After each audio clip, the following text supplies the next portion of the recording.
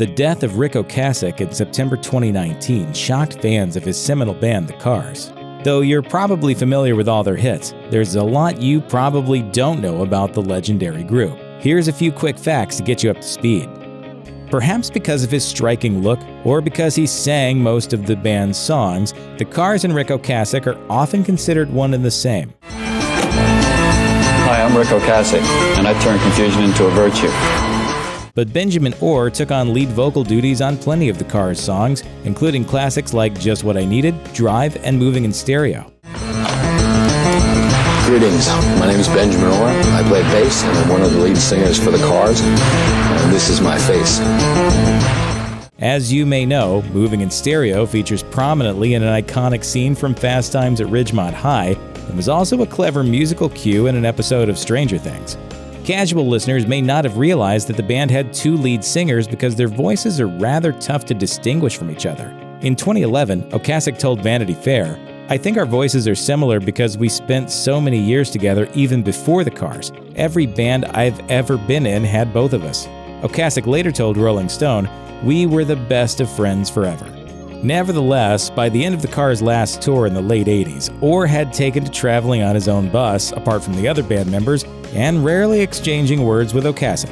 In Ocasek's own words, he was drinking a little much. Ocasek also told Rolling Stone that tension mounted after Orr asked if he could write Cars songs with his girlfriend. Ocasek rejected the idea outright.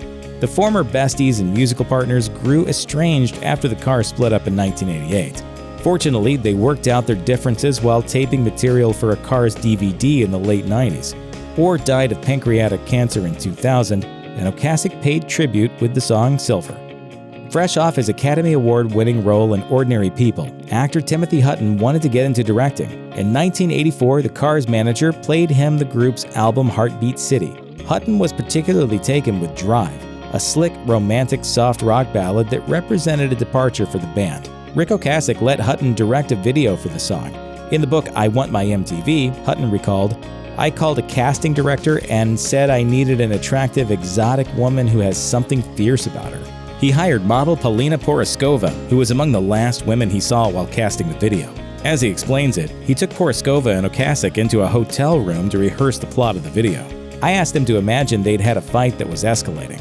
They rehearsed with Hutton for an entire day, and when it was all over, Poroskova and Ocasek wanted to keep going. Sparks had obviously flown." Although Poroskova later told Entertainment Weekly that she'd already seen Ocasek on MTV, explaining that it was love before first sight. Ocasek was already married at the time, to his second wife. In 1989, Ocasek and Poroskova got married, and they stayed together for nearly 30 years. The Cars recorded plenty of sharp, tightly crafted songs, but even though they're short and sweet, those songs could reportedly take forever to make. According to Cars drummer David Robinson, the band's 1981 hit Shake It Up stewed for years before the group finally decided to record it. In Frozen Fire, the story of the Cars, he said, "It never sounded good. We recorded it a couple of times in the studio and dumped it, and we were going to try it one more time, and I was fighting everybody." Robinson says he relented when the band decided to give it a total overhaul. "We thought, let's start all over again, like we'd never even heard it, completely change every part, and we did." But it doesn't sound like the song was one of Rick Ocasek's faves. Speaking to Vanity Fair, he admitted, "I've probably written some crap lyrics. I'm not proud of the lyrics to Shake It Up." Perhaps that's because the song includes lines like, "Do the move with the quirky jerk," and "Make the night cat stop and stare."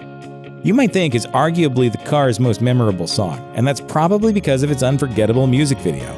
The Cars' rise to the top coincided with the early days of MTV, and the band was one of the first acts to embrace the new medium. The video's director Jeff Stein evidently had a tough time selling the band on the idea for the video. In I Want My MTV, he recalled, "I met the Cars and told them, the band's in the medicine chest, and then on a bar of soap, and Rick's on a fly, and one of them said, why don't we just all play on a turd in the toilet bowl?" That was the prevailing attitude.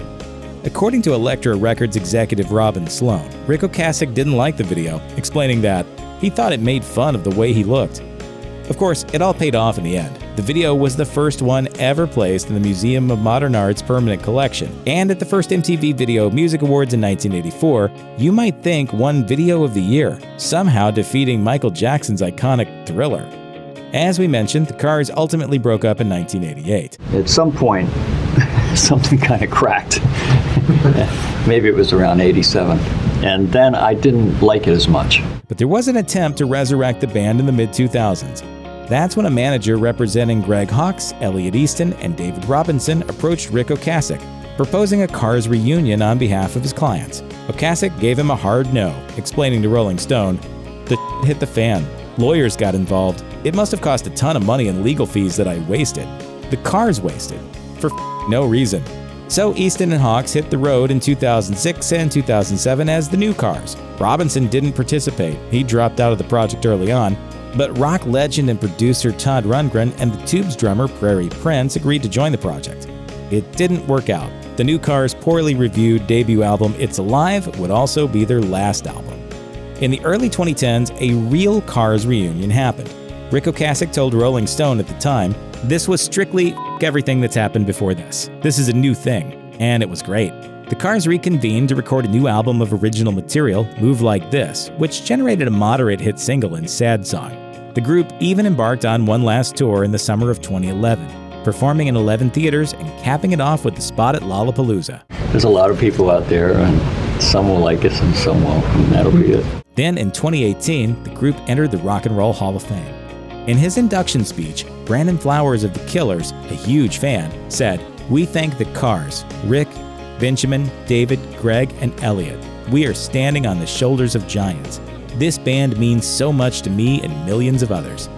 That night would mark the last official Cars gig. Rick Ocasek died on September 15, 2019 at the age of 75. As people learned the sad news, many celebs fondly remembered the talented musician, including talk show host Stephen Colbert, who was fortunate enough to occasionally have Ocasek as a guest on The Colbert Report. I'm gonna need someone who can use his brute animal magnetism to woo that lady zookeeper. Rick Ocasek? You bet I'm in, Stephen. Check out one of our newest videos right here. Plus, even more grunge videos about your favorite bands are coming soon. Subscribe to our YouTube channel and hit the bell so you don't miss a single one.